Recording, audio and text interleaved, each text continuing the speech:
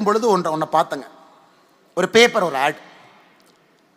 அன்னை தமிழ்நாட்டை ஆள பிறந்தவரே, ஆரியம் வென்ற திராவிட திருமகனே, இளைஞர்களின் எழுச்சி நாயகனே, ஈடு இணையற்ற வெற்றி சரித்திரமே, உடன் பிறப்புகளின் உயிரோவியமே, ஊருலகம் மெச்சும் கொள்கை வீரனே, எல்லாருக்குமானவரே, ஏற்றம் தரும் நாயகரே, ஐந்தெழுத்து மந்திரமே, ஒட்டுமொத்த தமிழர்களின் நம்பிக்கையே, ஓய்வறியா உழைப்பின் திராவிட தலைமுறையே, ஔதாரியம் நிறைந்தவரேன். சரி, வழக்கமா திமுக யாரோ ஆடு போடுறாங்க, இது வழக்கமா. யாரப்ப அந்த ஆடு கொடுத்தான்னு பார்த்தா அண்ணன் பிடிஆர் பழனிவேல் தியாகராஜன். அப்புறம் நான் கேட்டேன், இதுக்கு தான் அமெரிக்காவில் படிக்க போனீங்களான்னு.